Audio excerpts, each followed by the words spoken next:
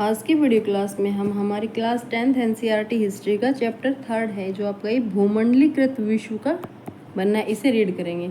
इससे पहले हम भारत में राष्ट्रवाद का जन्म कैसे हुआ या राष्ट्रवाद के दौरान क्या क्या एक्टिविटीज हुई, उन सब चीज़ों को हम आपके चैप्टर 2 के अंदर पढ़ चुके हैं। अगर किसी को वो वीडियो देखना है तो मेरे चैनल पर जाकर उसको देख सकते हैं। तो चलिए भाई आज की वीडियो क्लास को और अपने इस टॉपिक को शुरू करते हैं। तो भूमंडलीकृत विश्व का बनना, पहले सबसे पहले आपको ये पता होना चाहिए भूमंडलीकृत या वैश्वीकरण जो है वो चीज़ क्या है। भूमंडलीकृत यानी कि सभी वैश्वीकरण पूरे विश्व का एक दूसरे से कनेक्ट होना, ठीक है ना। पूरे विश्व में जितनी भी कंट्रीज़ हैं या ये पूरा विश्व का आपस में कंटिन्यूटी होना, यानी कि एक दूसरे से संबंध होना, कनेक्टिविटी होना, एक दूसरे के साथ संबंध, किस तरह से संबंध बना हुआ है, ये सब चीज़ें इसके अंदर हम पढ़ेंगे। तो चलिए भाई शुरू करते हैं।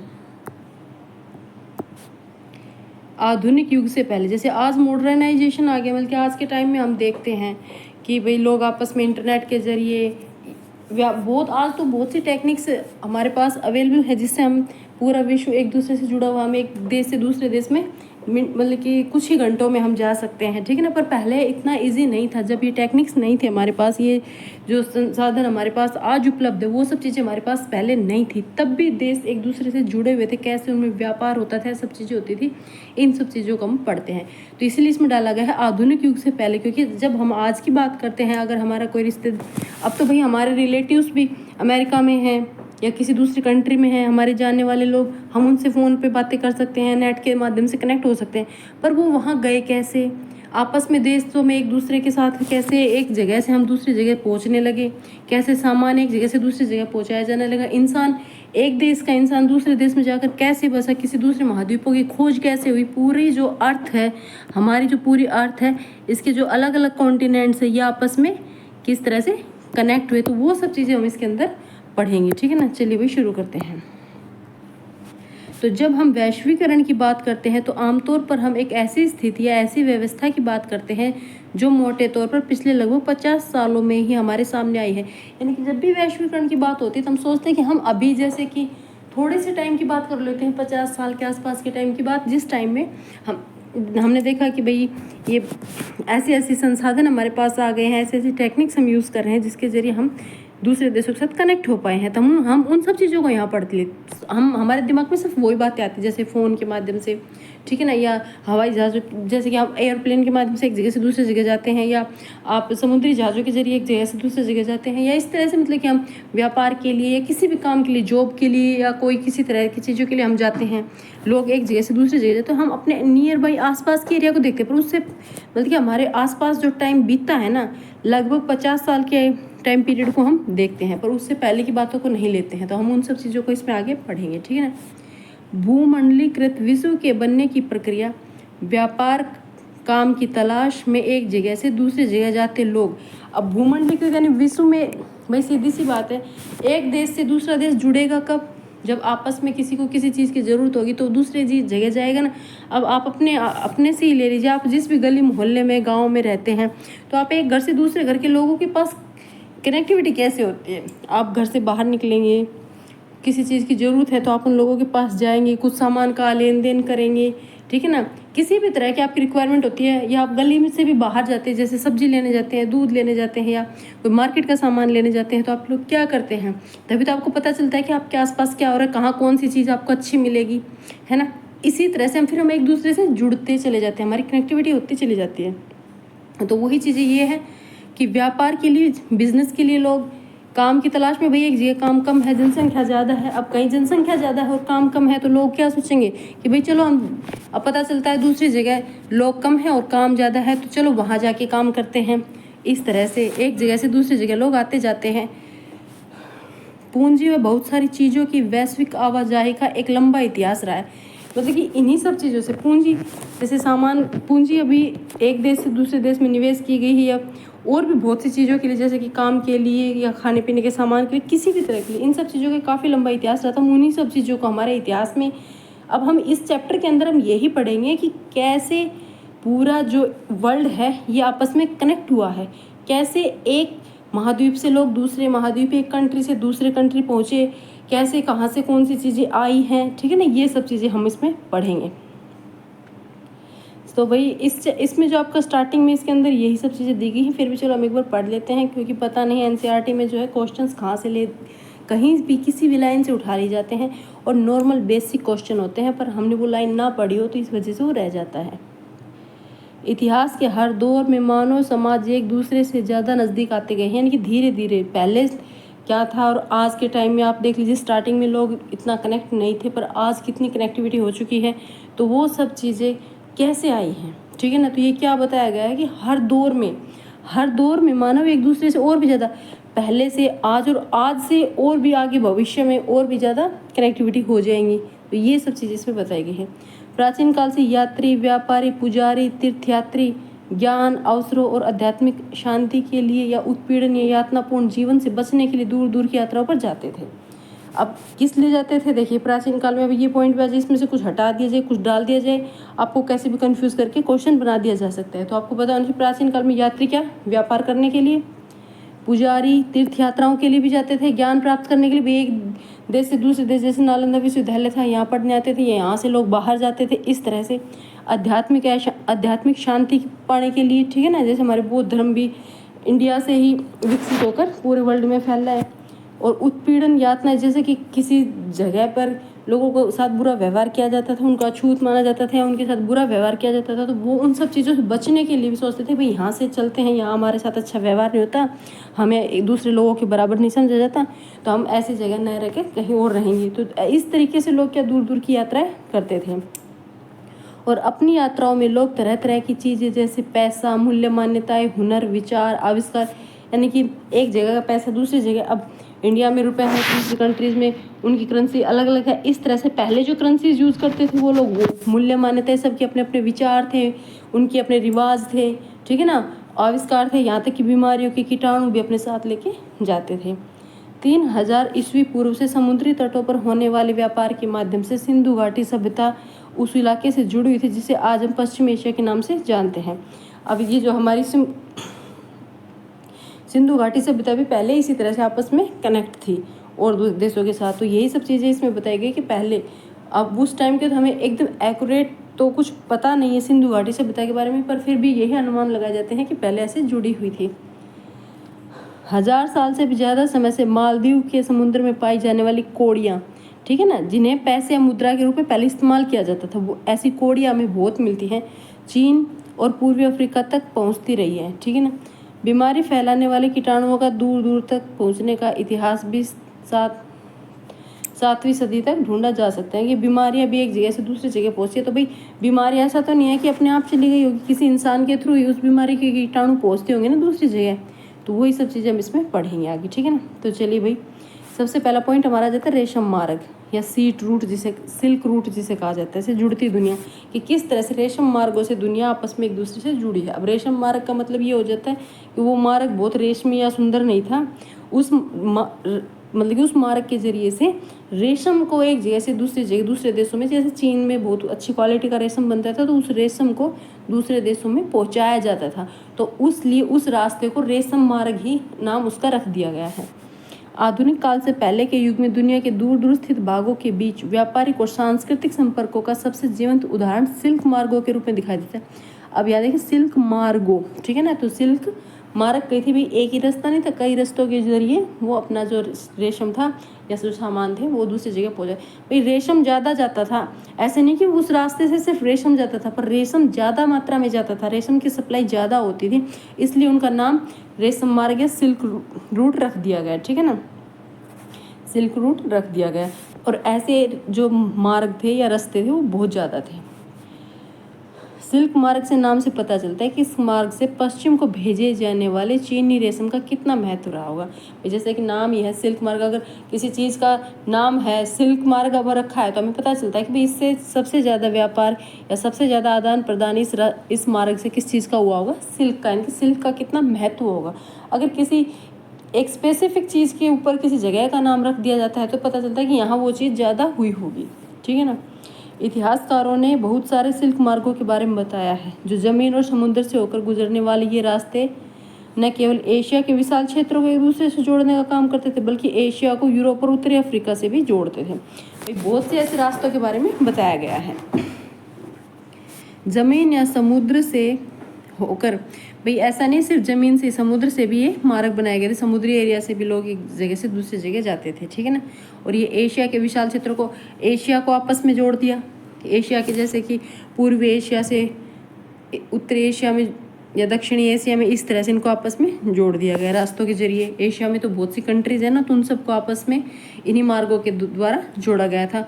और इसके अलावा वो यूरोप को भी और अफ्रीका से भी जुड़े हुए थे। जो एशिया हमारा है, एशिया को यूरोप और अफ्रीका से भी इन्हीं रेशम मार्गों के जरिए ही जोड़ा गया था, ठीक है ना।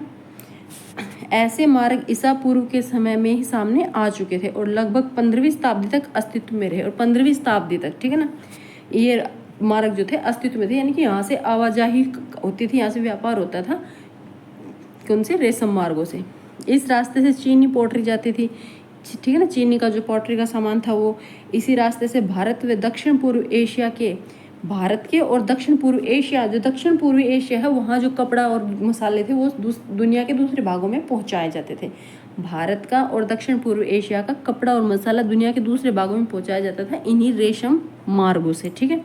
और वापसी में भाई अब सामान दे रहे हैं तो बदले में कुछ लेके आएंगे ना, तो वापसी में सोने चांदी जैसी कीमती धातुएं भी यूरोप से एशिया आती थी, यूरोप से एशिया। अब देखिए एक जगह से अभी कनेक्टिविटी होगी ना, एक जगह का सामान दूसरी जगह का सामान एक जगह आ रहा है। आज हमारे टाइम में क्या हो रहा है कि हम बड़े बड़े शिप्स हैं, शिप्स के जरिए सामान जा रहा है ना। और कार्गोज के जैसे एयरवे है, हवाई जहाज़ों से भी सामान जा रहा है। पर उस टाइम क्या था, पैदल जाते थे, घुड़सवारी बल्कि घोड़ों पर, ऊँटों पर सामान लाद के लेके जाते थे, ठीक है ना। पहले थोड़ा जिस तरह की भी सुविधाएं उपलब्ध थी उस तरीके से पर व्यापार उस टाइम भी होता था, ठीक है ना। ये नहीं है कि आज ही हम कनेक्ट हैं, बस आज हमारे पास जो टेक्निक्स है वो ज़्यादा होगी, संसाधन ज़्यादा हो गए, तरीके हमारे समझ में आ गए हैं इस तरीके से। अब ये बात तो हुई भाई व्यापार की, कि वस्तुएं सामान एक जगह से दूसरी जगह जाता था इन मार्गों से। पर ऐसा तो नहीं है ना कि एक इंसान दूसरी कंट्री में जा रहा है और वहाँ से अपनी कंट्री वापस आ रहा है, तो बल्कि दूसरी कंट्री में गया तो उसे सामान ही दे के आएगा। भाई उसने जो पहनावा पहन रखा है, एक इंसान कोई गया है, कोई व्यापारी गया, उसने जो पहनावा पहन रखा है वो पहनावा वहाँ के लोग देखेंगे, उसके बोलने का तरीका, भाई वो कौन सी भाषा बोल रहा है, क्या वो खाता है, क्या उसके रिवाज हैं, ठीक है ना। और वो यहाँ से कौन सी बीमारियाँ अपने साथ लेके जा रहा है, उसको अगर कफ सर्दी खांसी हो रखी है या कोई और बीमारी हो रखी है तो उसके कीटाणुओं को भी वो अपने साथ लेके जा रहा है, वहाँ उसको छोड़ देगा, है ना। तो इस तरह से ऐसा नहीं सिर्फ चीज़ों का आदान प्रदान, बहुत सी चीज़ों का आदान प्रदान हो जाता था। और वहाँ से फिर ये नहीं कि वो अपना ही छोड़ के आएगा, वहाँ गया है, वहाँ के लोगों का रहन सहन का तरीका, वहाँ के त्यौहार, तीज त्यौहार, धर्म, खान पान, कपड़े पहनना किस तरह, और फिर वहाँ की बीमारियों को क्या, अब तक वो वहाँ से खुद बीमार हो क्या जो वहाँ के बीमारियों के कीटाणु अपने साथ ले आए। तो इस तरह से सिर्फ धातुओं का ही नहीं, बहुत सी चीज़ों का आदान प्रदान होता रहता था। व्यापार और सांस्कृतिक आदान प्रदान दोनों प्रक्रियाएं साथ साथ चलती थी। व्यापार तो था ही था, मेन मोटिव तो व्यापार का ही मान के चले थे, पर उसके साथ साथ क्या सांस्कृतिक आदान प्रदान भी शुरू हो गया था। शुरुआती काल के ईसाई मिशनरी निश्चय ही इसी मार्ग से एशिया आए होंगे। अब ये माना जाता है कि जो ईसाई धर्म था, ये ईसाई मिशनरीज जो आई थी इंडिया, हमारे इधर एशिया के अंदर, तो वो भी इन्हीं रेशम मार्गों से आई होगी। और कुछ सदी बाद पहले ईसाई मिशनरीज आई, उसके बाद जो मुस्लिम धर्म को मानने वाले थे, धर्म के उपदेशक थे, वो भी इसी रास्ते से पूरी दुनिया में फैले थे। इससे भी बहुत पहले पूर्वी भारत में, और इन सब चीज़ों से बहुत पहले की बात है, पूर्वी भारत में उपजा बौद्ध धर्म है। ध्यान रखिएगा, जो बौद्ध धर्म है वो भारत की ही देन है। अपना जो पूर्वी भारत के जो ये स्टेट्स हैं, यहाँ बौद्ध धर्म ज़्यादा विकसित हुआ था, ठीक है ना। तो वो बौद्ध धर्म भी यहीं से सिल्क मार्गों के जरिए पूरे वर्ल्ड में फैल गया, इसकी शाखाएं कई दिशाओं में फैली, यानी पूरे वर्ल्ड में फैल गया। अब देखते हैं भाई, वो तो बात हो गई थी व्यापार की, ठीक है ना, कि जैसे रेशम मार्गों से कैसे दुनिया जुड़ी थी, वो सब चीज़ें हमने रेशम मार्गों से कैसे दुनिया जुड़ी। अब भोजन की यात्रा देख लेते हैं भाई। अब जब लोग एक जैसे दूसरी जगह गए तो खान पीन भी तो चेंज हो जाता है भाई। वहाँ के लोगों ने जो खाया, वहाँ गए एक कंट्री में जाके देखा कि वहाँ लोग कुछ अलग खा रहे हो, वैसा ही उसने वहाँ जो व्यापारी गया है, जो इंसान गया है, उसने वो ही खाना वहाँ खाया होगा, अच्छा लगा, अपने साथ उसको ले आया, खाने को ले आया, मतलब कि खाने का बीज ले आया, कुछ खाने के तरीके टेक्निक्स ले आया, ठीक है ना, बनाने के तरीके ले आया, इस तरह से। तो चलो भाई, भोजन की यात्रा है, स्पेगेटी और आलू, इनको पढ़ते हैं भाई। ये जो चीज़ें हैं ये भी बाहर से आई हुई हैं भाई। तो हमारे खाद्य पदार्थ दूर देशों के बीच सांस्कृतिक आदान प्रदान के कई उदाहरण पेश करते हैं। हमारे जो खाद्य पदार्थ है वो दूर देशों के बीच सांस्कृतिक आदान प्रदान के उदाहरण देते, जैसे जब भी व्यापारी और मुसाफिर किसी नए देश में जाते थे, जाने अनजाने वहाँ नई फसलों के बीज बो आते थे। ठीक है ना, भाई अपने साथ कोई ऐसे खाने पीने का भी सामान तो लेके जाएंगे व्यापारी। अब आलू ले गए, मान के चलो किसी भी कंट्री का व्यापारी दूसरी कंट्री जा रहा है और आलू उसने खाया या आलू बच गया, उसको वहाँ देखा, भाई वहाँ के लोगों ने देखा क्या है, उसको पता हम आलू कैसे उगाते हैं, उसने आलू दे दिया, भाई इसको ऐसे आप मिट्टी में उगाओ, तो वो बीज दे दिया ना एक तरह से, तो वहाँ पेड़ पौधे, अब वहाँ भी आलू उगने लगा। अगर वहाँ, और आलू ऐसे इसको खास कोई बड़ी बहुत ज़्यादा ऐसी कंडीशंस नहीं चाहिए, वो हर जगह मोस्टली हो जाता है, आलू के जो फसल है वो उगाई जा सकती है। ठीक है ना, तो ऐसे ही संभव है, इसी तरह संभव मतलब इसी तरह से हो सकता है कि दुनिया के विभिन्न भागों में, अब हम दुनिया में देखते हैं हर जगह रेडी, यानी कि जो झटपट तैयार होने वाले खाद्य पदार्थ हैं जिनको हम जल्दी से बना के खा सकते हैं। ठीक है ना, मेक में बहुत जो बल्कि इजी टू मेक है वो, तो खाद्य पदार्थों को भी साझा स्रोत रहे होंगे। जैसे स्पैगेटी का ले लेते हैं और नूडल्स का ही उदाहरण ले लेते हैं। माना जाता है कि नूडल्स चीन से पश्चिम में पहुँचे और वहीं से बल्कि जो नूडल्स हैं वो चाइना से हैं। ठीक है ना, नूडल्स चीन से पश्चिम में पहुँचे होंगे, पश्चिम में मतलब आपके अमेरिका वगैरह इस तरफ, यूरोप वगैरह में, इस एरियाज़ में। फिर वो कहाँ क्या हुआ उनमें, वहाँ इन नूडल्स को थोड़ा बहुत चेंजेस करके स्पैगेटी बना दिया। ठीक है ना, तो क्या है, चीन के नूडल्स से ही स्पैगेटी का जन्म हुआ है। संभव है पास्ता जो हम कहते हैं वो अरब यात्रियों के द्वारा 5वीं सदी में सिसिली पहुंचा, जो इटली का ही एक टापू है। पास्ता जो इटालियन फूड है, पर ये इटालियन ही अरेबियन फूड था पहले पास्ता। ठीक है ना, अब हम उसको इटालियन मानते हैं, पर उसकी जन्मभूमि कहाँ है पास्ता की, अरब है। और अब पास्ता के नाम पे इटली में एक टापू भी है। ठीक है ना, तो ये सब बातें बताई गई कि कैसे नूडल्स से स्पैगेटी बनी, पास्ता कैसे आपका इटली पहुंचा, और इसी तरह आहार भारत और जापान में, इसी तरह ये और जो खाद्य पदार्थ है, ये आहार है, ये भारत और जापान भी आए होंगे। इसलिए हो सकता है हम कभी यह न जान सके कि इनका जन्म कैसे और कहाँ हुआ। हम ये नहीं सोच सकते भाई ये चीज़ें एग्जैक्टली कहाँ पैदा हुई थी। ठीक है ना, पर इतना ज़रूर कहा जा सकता है कि आधुनिक काल से पहले भी दूर देशों के बीच सांस्कृतिक लेन देन चल रहा था। पर इन सब चीज़ों को देख के हम कह सकते हैं कि हम आज जो ये मॉडर्नाइजेशन है या जो आज का ये युग है, इसमें हम कह सकते हैं चीज़ें ऐसे जा रही हैं वैसे जा रही है, एक जगह बनने वाला प्रोडक्ट दूसरी जगह अवेलेबल हो रहा है, पर पहले भी ये कैसे एक जगह से दूसरी जगह जाती थी। ठीक है ना, तो सांस्कृतिक लेन देन पहले, खाने पीने का हर तरह का लेन देन पहले चलता था। आलू, सोया, मूंगफली, टमाटर, मक्का, मिर्च, शकरकंद, बहुत से खाद्य पदार्थ लगभग 500 साल पहले हमारे पूर्वजों के पास नहीं थे। लगभग 500 साल पहले तक हमारे पूर्वजों ने इन चीज़ों को नहीं देखा था। ठीक है ना, ये खाद्य पदार्थ यूरोप और एशिया में तब पहुँचे, कब आए हैं ये ध्यान रखिएगा। आलू, सोया, मूंगफली, मक्का, टमाटर, जब आपका ये क्रिस्टोफर कोलंबस, जो कोलंबस ने अमेरिका की खोज की थी ना, उसके बाद ये पहुँचे हैं हर जगह। क्रिस्टोफर कोलंबस गलती से उन अज्ञात महाद्वीपों में पहुंच गया जिन्हें बाद में क्या कहा जाने लगा, अमेरिका। अब अमेरिका के अंदर एक अमेरिका कंट्री नहीं आ जाता है, अमेरिका में अमेरिका का मतलब हो जाता है उत्तर अमेरिका, दक्षिण अमेरिका और कैरेबियन द्वीप समूह, ये सब क्या है आपके अमेरिका महाद्वीप में आ जाते हैं। ठीक है ना, दरअसल हमारे बहुत सारे खाद्य पदार्थ अमेरिका के मूल निवासियों यानी अमेरिकन इंडियनों के पास से ही आए हैं। बहुत से जो अभी हमने पीछे नाम पढ़े थे, मक्का, सोयाबीन, टमाटर, शकरकंद, मिर्च वगैरह, ये सब सामान, सब खाद्य पदार्थ हमारे कहाँ से, अमेरिकन इंडियनों से, यानी अमेरिका से ही पूरे वर्ल्ड में फैले हैं। कई बार नई फसलों के आने से जीवन में जमीन आसमान का फर्क आ जाता है। भाई आज हमें ज़िंदगी जितनी आसान लगती है उतनी आसान पहले नहीं थी। पहले लोगों के पास खाने की चीज़ें नहीं थी।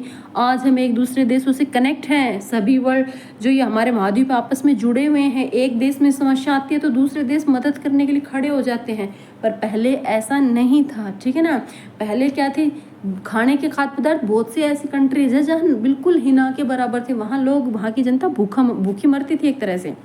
तो साधारण से आलू का इस्तेमाल से देख लीजिए, बल्कि ये बताया गया है कि जैसे कि आलू एक देश से दूसरे देश पहुंचा तो वहाँ भी उनकी जो लाइफस्टाइल थी या जो जीवन था उसमें भी बहुत ज़्यादा फर्क आ गया था। ठीक है ना, आलू का इस्तेमाल शुरू करने पर यूरोप के गरीबों की ज़िंदगी आमूल रूप से बदल गई थी। बिल्कुल ही यूरोप के जो गरीब लोग थे उनकी ज़िंदगी बिल्कुल बदल गई थी, क्योंकि आलू एक ऐसी फसल है जो हर जगह इजीली उगाई जा सकती है और आलू से फिर क्या है, एनर्जी भी ज़्यादा मिलती है। ठीक है ना, तो उनका भोजन बेहतर हो गया, उनकी औसत उम्र भी बढ़ने लगी। ठीक है ना, औसत उम्र भी लोगों की बढ़ने लगी थी आलू से। आयरलैंड के गरीब काश्तकार तो आलू पर इस हद तक निर्भर थे। जो आयरलैंड था, वहाँ के जो गरीब लोग थे वो तो आलू पर, गरीबों का खाना था भाई आलू, इस हद तक निर्भर हो चुके थे कि 1840 के दशक के मध्य किसी बीमारी के कारण आलू की फसल खराब हो गई तो लोग भूखमरी के कारण मौत के मुंह में चले गए थे।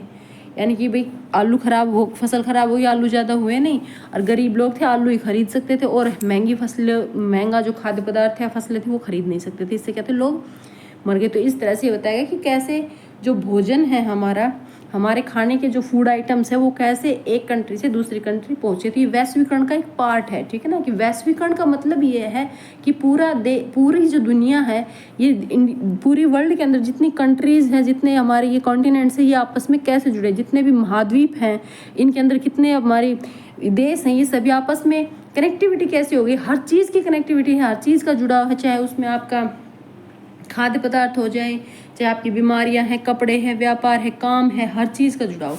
और वो सब चीज़ें इसमें ये बताई गई हैं कि आज के टाइम में हमें ये समझना बहुत आसान हो जाता है कि हाँ, हम दूसरे देशों से कैसे जुड़े हैं, हम इंटरनेट के ज़रिए जुड़े हैं, या हमारे पास ऐसी ऐसी टेक्निक्स हैं, ऐसी ऐसी चीज़ें हैं कि हम कुछ घंटों में ही दूसरे देशों में जा सकते हैं, ठीक है ना। और पर पहले, आज अगर किसी को कोई बीमारी हो जाती है, कोई इंसान बीमार है, उसको बल्कि जैसे कि हार्ट ट्रांसप्लांट हो रहा है, और अदर किसी तरीके की कोई किडनी है या कोई और ऑर्गन्स हमारी बॉडी का हमें चाहिए है, तो वो दूसरे देश से भी, एक देश से दूसरे देश भी बहुत इजीली कुछ घंटों के दौरान ही पहुंचाया जा सकता है, ठीक है ना।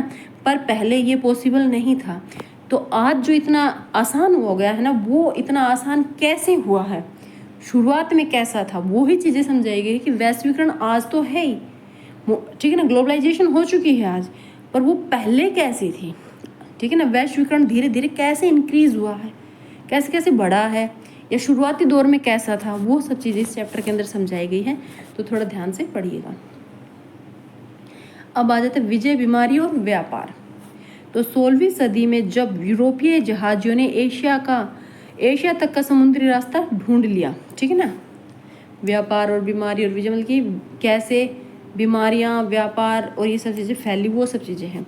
तो 16वीं सदी में यूरोपीय जहाजियों ने, ठीक है ना, एशिया तक का समुद्री रास्ता ढूंढ लिया था। यूरोपीय लोग जो थे, पहले तो क्या था भाई, शिल्प मार्गों से ही जाते थे, तो वो तो भाई ऊँटों पर या घोड़ों पर सामान लाद के लेके जाते थे। पर अब क्या हो गया, समुद्री मार्ग मिल गया, अब आसानी से जहाज़ों के अंदर सामान, ज़्यादा से ज़्यादा सामान ले जा सकते हैं ना। तो पश्चिम सागर को पार करते हुए और वो फिर उन्होंने जब एशिया तक का रास्ता ढूंढा, तो साथ साथ ही वो पश्चिमी सागर को पार करते हुए अमेरिका तक भी, उन्होंने फिर अमेरिका तक का भी अपना रास्ता ढूंढ लिया था, ठीक है ना। तो पूर्व आधुनिक विश्व बहुत, अब उन्हें लगने लगा कि पूर्व आधुनिक विश्व बहुत छोटा दिखाई देने लगा जब आपस में सभी महाद्वीप आपस में जुड़ गए का मतलब उन तक पहुंचने के रास्ते मिल गए, है ना, उन तक पहुंचने के रास्ते मिल गए। तो क्या हो गया, संसार भाई, पूरा जो वर्ल्ड है वो तो छोटा दिखाई देने लगेगा ही। विश्व क्या है, बहुत छोटा दिखाई देना, छोटे का मतलब ये होगा मेरे रास्ते मिल गए वहाँ तक पहुँचने के, तो हम बहुत इजीली वहाँ जा सकते हैं, वहाँ के खाद्य पदार्थ, खाने का सामान है वो ला सकते हैं, हम यहाँ से अपना कपड़ा उपड़ा वहाँ पहुँचा सकते हैं, या इस तरह से कनेक्टिविटी हो गई। इससे पहले कई सदियों तक हिंद महासागर के पानी में फलता फूलता व्यापार, तरह तरह के सामान, लोग, ज्ञान और परंपराएं एक जैसे दूसरी जगह आ जा रही थी।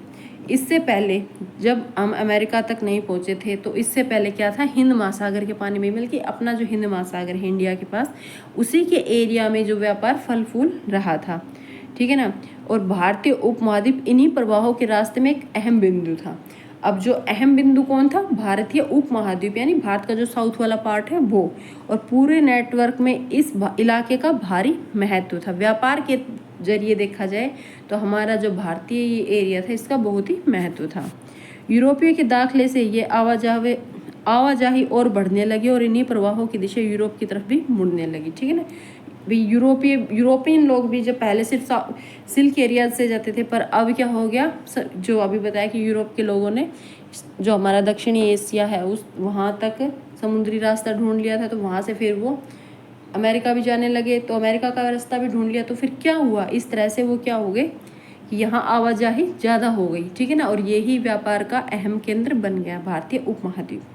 अपनी खोज से पहले लाखों सालों से अमेरिका का दुनिया से कोई संपर्क नहीं था। ये ध्यान रखिए, जब तक अमेरिका की खोज नहीं हुई थी तब तक अमेरिका पूरे वर्ल्ड से अलग थलग था बिल्कुल ही, ठीक है ना। वहाँ ना किसी तरह के कोई लोग जाते थे, वो अमेरिकन सिर्फ वहाँ अपना रहते थे, ठीक है ना, दूसरी कंट्री के और महाद्वीपों के लोग वहाँ नहीं पहुँच पाए थे। लेकिन 16वीं सदी से उनकी विशाल भूमि और बेहिसाब फसलें व खनिज पदार्थ हर दिशा में जीवन का रंग रूप बदलने लगे। अभी ये ध्यान रखिएगा, ये तो था 15वीं सदी तक की बात। 16वीं सदी में क्या हुआ, अब जब वहाँ पहुँच गए लोग, ठीक है ना, जब यूरोपियंस ने अमेरिका तक पहुंचने का रास्ता खोज लिया, तो अब क्या हुआ कि उनकी जो विशाल भूमि, जो अमेरिकन्स के पास विशाल भूमि थी, वहाँ फसलें अच्छी होती थी, खाने पीने के सामान बहुत अच्छे थे, ठीक है ना, तो वहाँ की बेहिसाब फसलें और खनिज पदार्थ भी बहुत ज़्यादा थे वहाँ। तो उन सब चीज़ों ने क्या किया, जीवन का रंग रूप ही बदल दिया हर दिशा में। अब लोग भाई अगर दूसरे एक देश से लोग दूसरे देश जा रहे हैं, दूसरे महाद्वीप में जा रहे हैं, तो किस लिए जा रहे हैं भाई, वहाँ कुछ बेटर मिल रहा है, कुछ अच्छा मिल रहा है ना, इसीलिए तो पहुँचेंगे।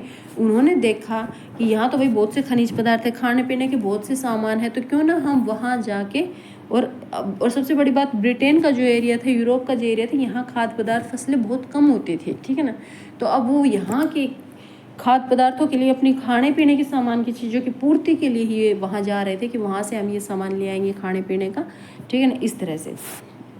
और भाई लालच ही इंसान को खींच के लेके जाता है, तो उनको खनिज पदार्थों और खाद्य पदार्थों की जो वहाँ बेहिसाब फसलें, यानी अलग अलग फसलें हो रही थी, उन सब चीज़ों की तरफ वो खींचते चले गए।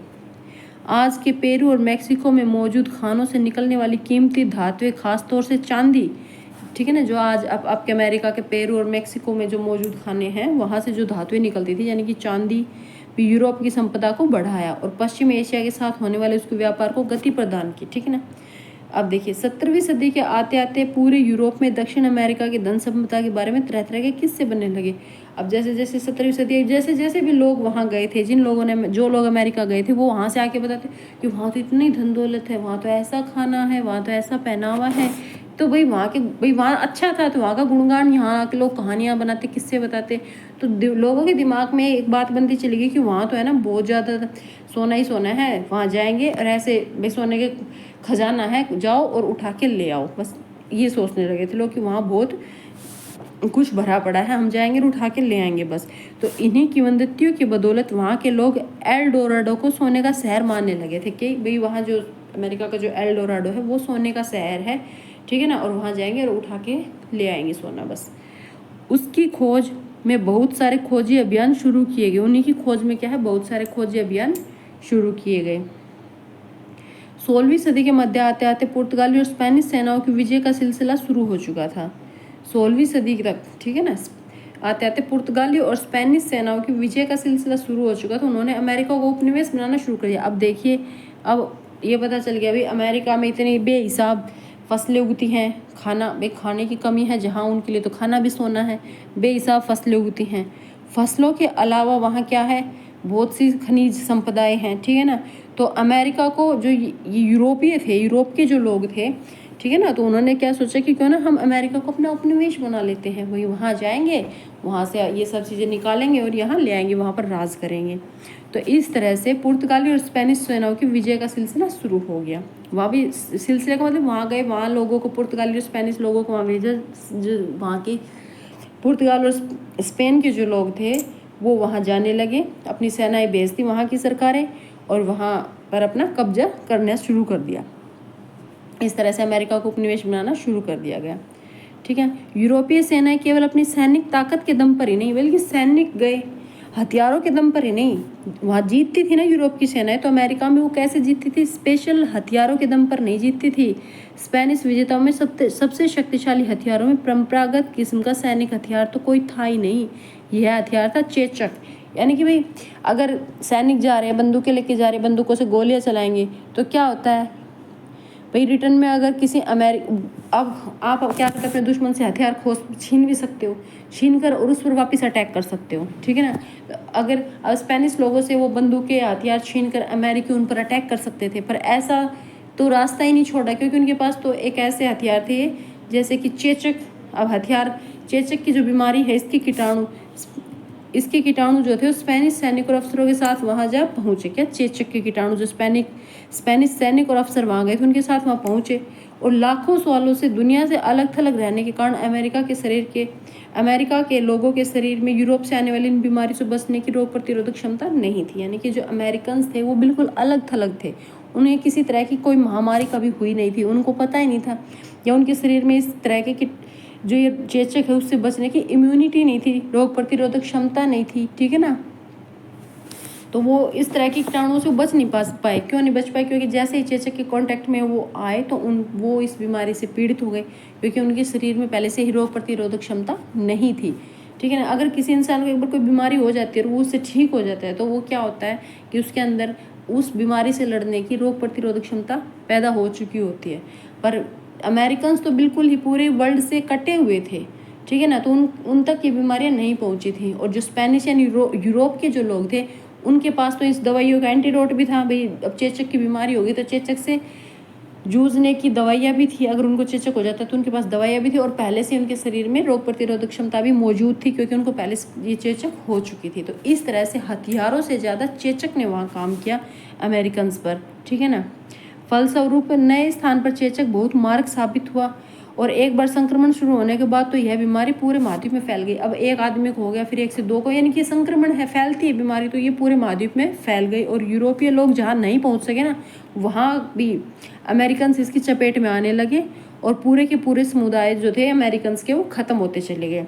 इस तरह घुसपैठ की जीत का रास्ता आसान होता चला गया। इस तरह जो यूरोपियन लोग थे उनके लिए रास्ता आसान हो गया और वो जीतते चले गए और अमेरिका को अपना उपनिवेश बनाते चले गए।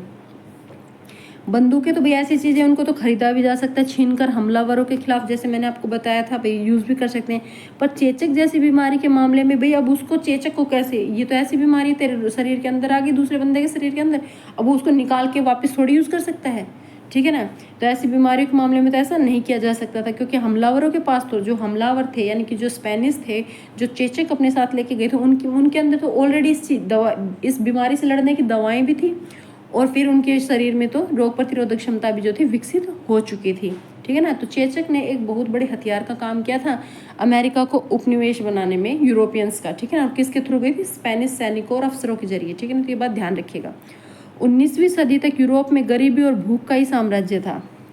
19वीं सदी तक यूरोप में गरीबी और भूख का ही साम्राज्य था। बहुत गरीबी थी, और बहुत गरीबी क्यों है भाई? क्योंकि वहाँ खाने को सामान नहीं है, भूखे मर रही है जनता। शहरों में बेहिसाब भीड़ थी, बीमारियों का बोलबाला था, धार्मिक टकराव आम थे, और धार्मिक असंतुष्टों को कड़ा दंड दिया जाता था। जो धर्मों में आपस में टकराव थे, जो लोग धर्म के अकॉर्डिंग काम नहीं करते थे तो उनको दंड दिया जाता था। इस वजह से हजारों लोग यूरोप से भागकर अमेरिका जाने लगे। भाई अब कोई भी लोग परेशान हो गए, उन्होंने देखा क्या, तो धर्म के नाम पर हमारे साथ बहुत बुरा व्यवहार किया जा रहा है, हम यहाँ नहीं रहेंगे, तो वो धर्म यहाँ से भागकर, क्या यूरोप से भागकर कहाँ जाने लगे? अमेरिका जाने लगे। और 18वीं सदी तक अमेरिका में अफ्रीका से पकड़कर लाए गए गुलामों को काम में झोंककर यूरोपीय बाजारों के लिए कपास और चीनी का उत्पादन किया जाने लगा। अब अफ्रीका से भी लोगों को, गुलामों को लेके आते थे, और उनको भी अमेरिका में, जैसे वहाँ ये तो पता था भाई वहाँ फसलें अच्छी होती हैं, तो क्यों ना वहीं उद्योग धंधे लगा लिए जाए, वहाँ माल तैयार करेंगे और अपने देशों में ले आएंगे। तो वहाँ जो उत्पादन के लिए कपास और चीनी के उत्पादन में उनको लगा दिया गया, ठीक है ना। 18वीं शताब्दी का समय बीतने के बाद भी चीन और भारत को दुनिया के सबसे धनी देशों में गिना जाता था। 18वीं शताब्दी भी काफ़ी टाइम, मतलब 18वीं शताब्दी का भी जा चुका था, उसके बाद भी चीन और इंडिया जो था हमारा, उसको दुनिया के सबसे धनी देशों में गिना जाता था। एशियाई व्यापार में भी इन्हीं का दबदबा था। एशिया के अंदर जो व्यापार होता था, पूरे एशिया के अंदर इतने देश हैं, उनमें चीन और भारत का ही दबदबा था। लेकिन विशेषज्ञों का मानना है कि 15वीं सदी से चीन ने दूसरे देशों के साथ अपने संबंध कम शुरू कर दिए थे। धीरे धीरे चीन दुनिया से कटता चला गया था, अपने संबंध कम कर दिए थे 15वीं सदी से। ये पॉइंट्स ध्यान करते चलिएगा, जैसे 15वीं सदी आती है या कोई छोटे छोटे पॉइंट्स आते हैं तो क्वेश्चंस कोई टफ नहीं होते हैं वहाँ पर, इन्हीं लाइनों से उठाए जाते हैं। जिसने डीप स्टडी मोटा मोटी पढ़ लोगे भाई, हाँ ग्लोबलाइजेशन हुआ, ऐसे बीमारियाँ गई, ये क्या हो गया, पर वो बीमारियाँ कैसे पहुँची, कौन सा खाद्य पदार्थ है, जो कौन सा फूड आइटम है जो एक कंट्री से दूसरे कंट्री पहुँचा है, या कौन सी सदी में किस चीज़ का विकास ज़्यादा हुआ है, यही क्वेश्चंस उठेंगे। तो 15वीं सदी में चीन ने क्या किया, दूसरे देशों के साथ अपने संबंध कम कर दिया। 18वीं सदी तक, ठीक है ना, इस तरह से वह दुनिया से अलग थलग पड़ने लगा। चीन की घटती भूमिका और अमेरिका के बढ़ते महत्व के चलते विश्व व्यापार का केंद्र पश्चिम की ओर खिसकने लगा। अब अमेरिका का प्रभाव ज़्यादा बढ़ रहा था और चीन ने अपनी भूमिका कम कर दी थी, तो जो था विश्व व्यापार का केंद्र, जैसे कि जो व्यापार का मेन सेंटर था वो कहाँ जाने लगा, पश्चिम की तरफ चलने लगा, ठीक है ना। अब यूरोप को ही व्यापार का बड़ा केंद्र माना जाने लगा, ठीक है। अच्छा भाई अब आगे चलते हैं, अब 19वीं शताब्दी में आ जाते हैं भाई। 19वीं सदी में दुनिया तेजी से बदलने लगी थी, ठीक है। आर्थिक, राजनीतिक, सामाजिक, सांस्कृतिक और तकनीकी कारकों ने पूरे देश के पूरे समाज की काया पलट कर दी थी और विदेशी संबंधों को नए ढर्रे में ढाल दिया था। विदेशों के जो संबंध थे ये सब मतलब कि उनका एकदम रोल ही, मोड ही चेंज हो चुका था हर चीज़ का। 19वीं सदी में बहुत तेज़ी से काम हो रहे थे। तो इनको आगे ध्यान से पढ़ते हैं। अर्थशास्त्रियों ने अंतर्राष्ट्रीय आर्थिक विनिमय में 3 तरह की गतियों या प्रवाहों का उल्लेख किया। जो हमारे अर्थशास्त्री थे उन्होंने बताया कि जो अंतर्राष्ट्रीय आर्थिक विनिमय हो रहा है ना, मतलब कि पैसे का लेन देन या किसी तरह भी हमारा व्यापार बढ़ रहा है, तो इसमें हर तरह की जो ग्लोबलाइजेशन हो रहा है इसमें 3 प्रवाह मेन है, 3 चीज़ें, तीन चीज़ों की गति ज़्यादा हो रही है ग्लोबलाइजेशन में। क्या? पहला प्रवाह था व्यापार का, कि एक तो व्यापार के लिए लोग ज़्यादा आ जा रहे हैं। जो 19वीं सदी में मुख्य रूप से वस्तुओं जैसे कि कपड़ा और गेहूं, जैसे खाने का सामान और कपड़े, इनके व्यापार तक ही सीमित था। एक तो ये था व्यापार, दूसरा था श्रम का प्रवाह। इसमें लोग काम या रोजगार की तलाश में एक जगह से दूसरी जगह जाते थे। लोग क्या करते थे भाई, जहाँ जनता ज़्यादा है वहाँ काम कम है, जहाँ जनता कम है वहाँ काम ज़्यादा है, तो लोग क्या करते थे भाई, ज़्यादा अच्छे काम और अच्छी इनकम की तलाश में एक जगह से दूसरी जगह जाने लगे। ऐसा नहीं है कि आज ही हम बोल देते हैं कि जॉब के लिए इंडिया अमेरिका जा रहा है या रशिया जा रहा है या दूसरी कंट्री जा रहा है, दूसरी कंट्री के लोग इंडिया में आ रहे हैं। ऐसा आज के टाइम में नहीं, पहले से ही ऐसा चलता आ रहा है। पहले भी लोग काम की तलाश में एक जगह से दूसरी जगह जाते थे। तीसरा प्रवाह आ जाता है पूंजी का, ठीक है ना। तो 3 प्रवाहों में नाम याद ध्यान रखिएगा, पहला व्यापार, दूसरा श्रम, तीसरा पूंजी। जिसमें अल्प या दीर्घ अवधि के लिए दूर दराज के इलाकों में निवेश कर दिया जाता था। अल्प यानी थोड़े समय के लिए, या ज़्यादा, दीर्घ यानी ज़्यादा समय के लिए। दूर दराज के इलाकों में जिसके पास पैसे होते थे भाई वो निवेश कर सकता था, क्योंकि सभी को अपने पैसे ज़्यादा करने की, जैसे कि अब आपके किसी के पास पैसे हैं एक देश में, तो दूसरे देश में जाकर अपने उद्योग, भाई वहाँ देखा कि वहाँ अब अमेरिका में अच्छी फसलें हो रही हैं, तो यूरोपियंस ने क्या किया, अमेरिका में जाके अपने पैसे लगा दिए, वहाँ बाग बना लिए, फसलें उगाने लगे, ठीक है ना। जैसे गन्ना उग रहा है, कपास उग रहा है, फिर वहीं प्रोडक्शन के लिए मशीनें लगा दी और वहीं फिर ले जाकर मज़दूरों को, जैसे कि अफ्रीका से मज़दूरों को ले जाकर बसा दिया, इस तरह से। तो ये तीनों प्रवाह एक दूसरे से जुड़े हुए थे। ग्लोबलाइजेशन के अंदर ये तीनों चीज़ें, इन तीनों चीज़ों ने अहम रोल प्ले किया है, कि ये तीनों चीज़ें आपस में जुड़ी हुई थी।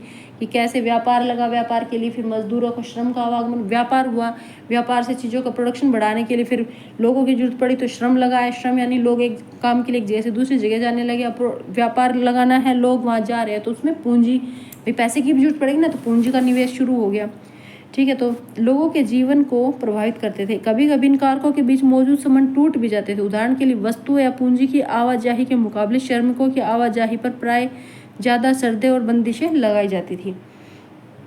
फिर भी हम इन तीनों प्रभाव का एक साथ अध्ययन करें तो 19वीं सदी विश्व अर्थव्यवस्था को ज़्यादा अच्छी तरह समझ सकते हैं। 19वीं सदी की विश्व अर्थव्यवस्था, जो अर्थव्यवस्था फैली पूरे वर्ल्ड के अंदर, 19वीं सदी में इन्हीं तीनों चीज़ों को कंबाइंड करके ही समझा जा सकता है अच्छे से, कि कैसे व्यापार के लिए गए, उद्योग वहाँ देखा, उद्योग लगाए, या वहाँ जाके फसलें लगाई, बाग लगाई, या खदानों में काम के लिए मजदूरों की जरूरत पड़ी तो लोग वहाँ गए, पूंजी का निवेश किया गया, ये सब चीज़ें। अब आ जाती विश्व अर्थव्यवस्था का उदय। अब विश्व में, अब तक तो ये था कोई मेन अर्थव्यवस्था पैदा नहीं हुई थी, बस इस तरह से प्रोसेस चल रही थी। पर अब आ जाते हैं विश्व में अर्थव्यवस्था कैसे बनी, पूरी अर्थव्यवस्था कैसे उदय हुआ, वो सब चीज़ें हम इसमें पढ़ेंगे। इस विषय को समझने के लिए पहले औद्योगिक यूरोप में खाद्य उत्पादन और उपभोग के बदलते रुझानों पर विचार करें तो बेहतर होगा। भाई पहले लोगों के पास खाने के लिए नहीं था, तो वो और चीज़ों के बारे में नहीं सोच सकते थे। अब जब इंसान की बेसिक ज़रूरत है, सबसे पहले क्या होता है कि इंसान अपनी बेसिक ज़रूरतों को पूर्ति करता है। खाने के लिए खाना हो, पहनने के लिए कपड़ा हो, और सर ढकने के लिए भी घर हो, सीधी सी बात है। ये सब चीज़ें हो जाती है तो उसका दिमाग इन सब टेंशन से फ्री होकर फिर वो और दूसरी चीज़ों के बारे में सोच सकता है ना। तो इसी तरह से धीरे धीरे इंसान फिर विकास की तरफ बढ़ता चला गया, ठीक है ना। जब उसकी बेसिक्स ज़रूरतें पूरी होने लगी तो वो धीरे धीरे और चीज़ों के बारे में सोचने लगा। सामान्य रूप से सभी देश भोजन के मामले में आत्मनिर्भर होने का प्रयास कर रहे थे। भी सभी सोचते हैं कि हम अपने देश के अंदर इतना उपजा लें कि हमारे देश की जनता भूखी ना रहे, हमें बाहर से ना मंगाना पड़े, इस तरह से। पर 19वीं सदी में ब्रिटेन की बात अलग थी। उस समय अगर ब्रिटेन खाद्य पदार्थों यानी खाद्य के आत्मनिर्भर होने के रास्ते पर चलता ना, तो वहाँ के लोगों का जीवन स्तर गिर जाता। उसने खाद्य पदार्थों के बारे में नहीं सोचा था इतना कि भाई हम अपने देश के अंदर ही खाद्य पदार्थ उगाएं, ठीक है ना।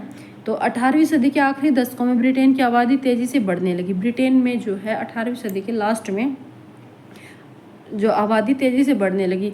नतीजे क्या निकला भाई, आबादी बढ़ेगी तो खाने के लिए अनाज तो चाहिए ना, तो देश में भोजन की मांग बढ़ी। जैसे जैसे शहर फैले, उद्योग फैले, ब्रिटेन में उद्योगों पर ज़्यादा ध्यान दिया था। तो जैसे जैसे शहर फैले, उद्योग बढ़ने लगे, तो कृषि उत्पादों की मांग भी बढ़ने लगी। अब शहर बढ़ गए, शहर बढ़े किससे भाई, उद्योग धंधे बढ़े हैं तो लोग वहाँ आकर काम करने लगे, मजदूर आए हैं, वहाँ लोग आए हैं काम करने के लिए। अब उनको खाने के लिए, रहने के लिए, पहनने के लिए कपड़े भी चाहिए, तो इन सब चीज़ों से क्या है, डिमांड बढ़ने लगी। और दूसरी तरफ क्या हुआ, बड़े बड़े भूस्वामियों ने भाई, जो बड़े बड़े किसान थे, उन्होंने सरकार पर प्रेशर बनाया कि मक्का के आयात, जो मक्का दूसरे देशों से मंगाई जाती है ना, आप वो मत मंगाइए, उस पर पाबंदी लगा दीजिए। जिन कानूनों के सारे सरकार ने यह पाबंदी लगाई उन्हें कॉर्न लॉ कहा जाता है।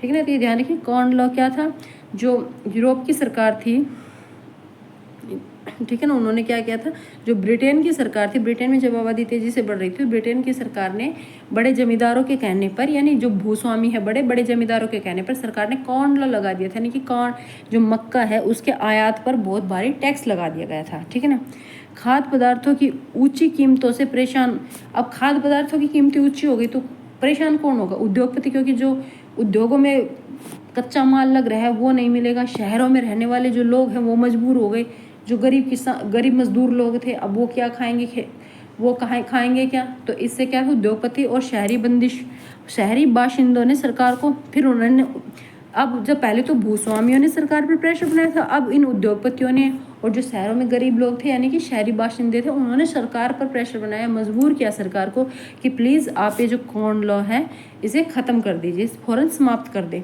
कॉर्न लॉ के समाप्त हो जाने के बाद या निरस्त हो जाने के बाद बहुत कम कीमत पर खाद्य पदार्थों का आयात होने लगा। ठीक है ना, अभी टैक्सेस हटा दिए तो आयात होने लगा खाद्य पदार्थों का, तो खाद्य पदार्थ अच्छी कीमत, बल्कि कम कीमत में ही काफ़ी ज़्यादा मिल जाते थे। आयातित खाद्य पदार्थों की लागत ब्रिटेन में पैदा होने वाले खाद्य पदार्थों से कम थी। फलस्वरूप ब्रिटिश किसानों की हालत, अब ब्रिटिश किसानों की हालत ख़राब होने लगी, क्योंकि भाई अब वो जो प्रोडक्शन कर रहे हैं वो नहीं बिक पाएगा। ठीक है ना, तो आयातित माल की कीमत का मुकाबला नहीं कर सकते थे। आयात कर रहे थे वो काफ़ी सस्ता था, जो कि वो खुद पैदा कर रहे थे उसके मुकाबले। विशाल भूभागों पर अब खेती बंद हो गई, हजारों लोग बेरोजगार हो गए, गांव के गांव उजड़ गए, तो शहरों में या जो दूसरे देशों में जाने लगे इन सब चीज़ों के लिए। अब भाई किसान, उन्होंने किसानी का काम छोड़कर उद्योग धंधों में वो भी चल दिए। जब खाद्य पदार्थों की कीमतों में गिरावट आई तो ब्रिटेन में उपभोग का स्तर बढ़ गया। अब कंजप्शन, जब सस्ती चीज़ें हो गई तो लोग ज़्यादा से ज़्यादा उनको खाने पीने लगे, यूज़ करने लगे। 19वीं सदी के मध्य में ब्रिटेन की औद्योगिक प्रगति काफ़ी तेज़ रही। ब्रिटेन में औद्योगिक प्रगति काफ़ी तेज हो गई थी, लोगों की आय में वृद्धि हुई, इससे लोगों की ज़रूरतें बढ़ी, खाद्य पदार्थों का और भी ज़्यादा मात्रा में आयात होने लगा। पूर्वी यूरोप, रूस, अमेरिका, ऑस्ट्रेलिया, दुनिया के हर हिस्से में ब्रिटेन का पेट भरने के लिए ज़मीनों को साफ करके खेती की जाने लगी।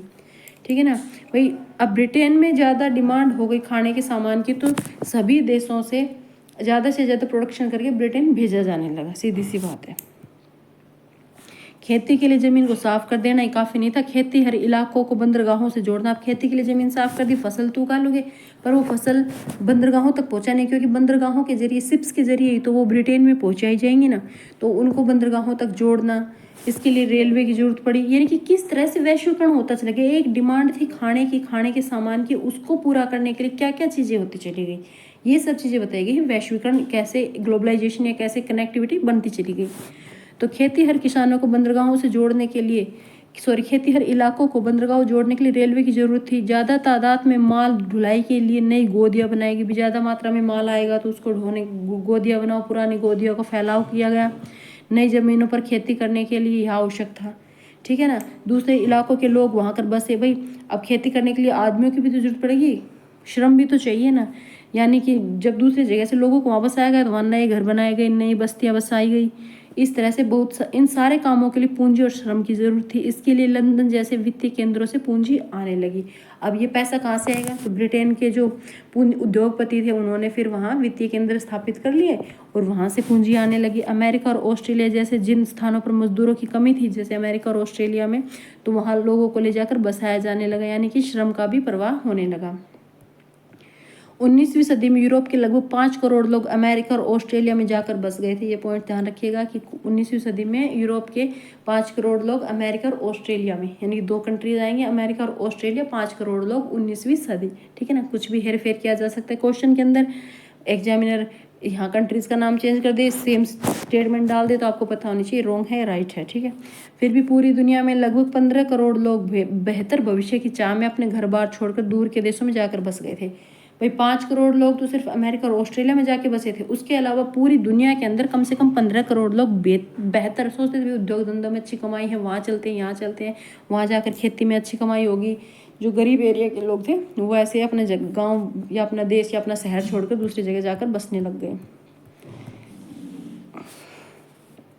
1890 तक एक वैश्विक कृषि अर्थव्यवस्था सामने आ चुकी थी। 1890 तक, ठीक है ना, वैश्विक कृषि अर्थव्यवस्था कैसे भाई, सभी देश आपस में जुड़ गए थे, खाद्य पदार्थों को एक देश से दूसरे देश भेजा जा रहा था। इस घटनाक्रम के साथ ही श्रम विस्थापन, रुझानों, पूंजी प्रवाह, पारिस्थिति और तकनीकी में गहरे बदलाव आ चुके थे। अब भोजन किसी आसपास की गांव या कस्बे से नहीं बल्कि हजारों मील दूर से आने लगा था। भाई किस तरह से, अब ये था कि एक देश के लोग दूसरे देश में पैदा किया हुआ अनाज खा रहे थे, ऐसा नहीं था कि पड़ोस के गांव से लिया है या अपने ही खेत का है। ठीक है ना, अब अपने खेतों पर खुद काम करने वाले किसान ही खाद्य पदार्थ नहीं पैदा करते थे बल्कि अब कर रहे थे, अब यह काम ऐसे औद्योगिक मजदूर करने लगे थे जो संभवतः हाल ही में वहाँ आए। भाई अब औद्योगिक मजदूर का मतलब हो गया कि किसी दूसरे देश से या कंट्री से, दूसरे एरिया से उनको ला के और यहाँ स्थापित कर दिया। जैसे जहाँ पहले जंगल थे उन जंगलों को साफ करके और उन लोगों को वहाँ बसा दिया गया हो ला के। ठीक है ना, उनको औद्योगिक मजदूर कहा गया है। अब वो वहाँ ऐसे मजदूर थे जो ऐसे खेतों में काम कर रहे थे जहाँ महज एक पीढ़ी पहले संभवतः ठेठ जंगल रहे हों, यानी कि एक पीढ़ी पहले तक वहाँ जंगल थे। अब उन जंगलों को साफ करके नए मजदूरों को, यानी नए किसानों को या नए लोगों को वहाँ बसा दिया गया था। खाद्य पदार्थों को एक जगह से दूसरी जगह पहुँचाने के लिए रेलवे का इस्तेमाल किया गया। रेल का नेटवर्क इसी काम के लिए बिछाया गया। ठीक है ना, पानी के जहाज़ों से इसे दूसरे देशों में पहुँचाया जाता था। खेतों से या देश के अंदर रेलवेज के जरिए उनको बंदरगाहों तक पहुंचाया जाता, और बंदरगाहों से फिर शिप्स के जरिए दूसरे देशों में पहुंचाया जाता था। इन जहाज़ों पर दक्षिण यूरोप, एशिया, अफ्रीका और कैरिबियाई द्वीप समूह के मजदूर बहुत कम वेतन पर काम करवाया जाता था। इन जहाज़ों पर जैसे सामान को चढ़ाना, उतारना, ले जाना, लाना, इसमें भी तो श्रम की जरूरत होती है ना, बहुत छोटे पैमाने पर इसी। लेकिन इसी तरह के नाटकीय बदलाव हम अपने पंजाब में भी देख सकते हैं। जब भारतीय सरकार ने भारत में जब ब्रिटिश की सरकार थी तो अर्ध रेगिस्तानी परती जमीन को, जो पंजाब की जो अर्ध रेगिस्तानी परती जमीन थी, उसको उपजाऊ बनाने के लिए नहरों का जाल बिछा दिया ताकि निर्यात के लिए गेहूं और कपास की खेती की जा सके। क्योंकि अपना इंडिया भी तो ब्रिटेन का उपनिवेश था ना, तो वो जो ब्रिटिश सरकार थी वो यहाँ भी ज़मीनों पर ज़्यादा से ज़्यादा खेती करवा कर ब्रिटेन में गेहूँ और कपास भेजना चाहती थी। ठीक है ना, पंजाब के अन्य स्थानों के लोग अब यहाँ क्या क्या, उसके लिए क्या क्या, नहरों का जाल बिछा दिया ताकि निर्यात के लिए गेहूं और कपास की खेती की जा सके। और नई नहरों की सिंचाई वाले इलाकों में पंजाब के अन्य स्थानों से, पंजाब के और एरिया से लोगों को लाकर वहाँ बसाया गया था, जिन्हें क्या कहा जाता है, कैनाल कॉलोनीज या नहरी बस्तियाँ। तो ध्यान रखिएगा, नहरी बस्तियाँ किससे रिलेटेड है, अपने पंजाब से रिलेटेड है, पंजाब से। ठीक है ना, भोजन तो सिर्फ एक उदाहरण मात्र है, कुछ ऐसी कहानी कपास की भी थी। अब तक तो खाने की बात थी कि खाने का सामान पहुंचाया जा रहा है, पर ऐसी ही कहानी कुछ कपास की भी रही है, जिसकी दुनिया भर में बड़े पैमाने पर खेती की जाने लगी थी ताकि ब्रिटिश कपड़ा मिलों की मांग को पूरा किया जा सके। रबड़ की कहानी भी इससे अलग नहीं है। विभिन्न चीज़ों के उत्पादन में विभिन्न इलाकों में इतनी ही महारत हासिल करने की, रबड़ भी बहुत सी चीज़ों के प्रोडक्शन में रबड़ की भी डिमांड हो गई थी, कपास की डिमांड थी, तो सभी चीज़ों को, सिर्फ खाना नहीं, हर चीज़ का व्यापार होने लगा था। 1820 से 1914 के बीच विश्व व्यापार में 25 से 40 गुना वृद्धि हो चुकी थी। यानी कि 1820 से लेकर 1914 के बीच में जो व्यापार चल रहा था ना पहले, उसमें भी 40% यानी 40 गुना वृद्धि हो चुकी थी। इस व्यापार में लगभग 60% हिस्सा प्राथमिक उत्पादनों यानी कि गेहूं और कपास जैसे उत्पादों तथा कोयले जैसे खनिज पदार्थों का था। यानी कि प्राथमिक उत्पादन क्या थे, गेहूं, कपास और कोयला। अब आ जाती तकनीकी भूमिका। इस घटनाक्रम में तकनीकी की क्या भूमिका रही, रेलवे, भाप के जहाज, टेलीग्राफ, ये सब तकनीकी बदलाव महत्वपूर्ण रहे। यानी कि ये सब चीज़ों का धीरे धीरे देखो जीरो से शुरू होकर कहाँ तक पहुँच गए। रेलवे का विकास हो गया, भाप के जहाज बना लिए, टेलीग्राफ भी पहुँचने लगे, तो ये क्या तकनीकी विकास हो गया था। इसके बिना 19वीं सदी में आए परिवर्तनों की कल्पना नहीं की जा सकती। भी जैसे जैसे तकनीकी बदलाव आए, तकनीकी विकसित हुई, तो क्या हुआ, बहुत ही तीव्र गति से चेंजेस आने लगे ना, बहुत ही स्पीडली। तो परिवर्तनों की अगर ये सब चीज़ें ना होती तो इतनी जल्दी परिवर्तन नहीं हो सकते थे। तो तकनीकी प्रगति अक्सर चौतरफा सामाजिक, राजनीतिक, आर्थिक कारकों का ही परिणाम होती है। उदाहरण के लिए औपनिवेशीकरण के कारण आयात और परिवहन साधनों में सुधार किए गए। अब औपनिवेशीकरण हो गया, ब्रिटिशर जो थे, ब्रिटिश थे, उन्होंने, ब्रिटेन ने क्या किया था, दूसरे देशों को अपने उपनिवेश बना लिया, जैसे अमेरिका को, अफ्रीका को, इंडिया को। तो अब क्या किया गया कि वहाँ से जो सामान ला रहे हैं, मजदूरों को ला रहे हैं, जो भी चीज़ें ला रहे हैं, ले जा रहे हैं, तो उसके लिए क्या उनको क्या यातायात के साधनों में सुधार करना था। जैसे तेज चलने वाली रेलगाड़ियाँ बनी, बोगियों का भार कम किया गया, जलपोत यानी कि हमारी जो शिप्स उनका आकार बढ़ाया गया, साइज बढ़ाया गया, ठीक है ना। किसी भी उत्पादों को खेतों से दूर दराज बाजारों में कम लागत पर और ज़्यादा आसानी से पहुंचाने के लिए तकनीकी में सुधार की गई, टेक्निक्स, नई नई टेक्निक्स को यूज़ किया गया। अब आ जाते हैं, देखो मांस के उत्पाद के व्यापार में इस प्रक्रिया का अच्छा अंदाजा मिलता है। भाई जो मीट का प्रोडक्शन था, इससे हम अच्छे से इसको समझ पाएंगे। जैसे 1870 के दशक तक अमेरिका में यूरोप को मांस का निर्यात नहीं किया जाता था। अमेरिका से यूरोप को मांस नहीं भेजा जाता था 1870 के दशक तक। क्यों? क्योंकि केवल उस समय केवल जिंदा जानवर ही भेजे जा सकते थे, जिन्हें यूरोप से लाकर काटा जाता था, यूरोप में ले जाकर। जैसे अमेरिका से जिंदा जानवर शिप्स में बैठा हो और फिर उसको अमेरिका से जिंदा जानवरों को शिप में बैठा हो और फिर उसको यूरोप में ले जाकर काटो, और फिर उसके बाद वो जो मांस है वो यूरोपियंस को मिलता था।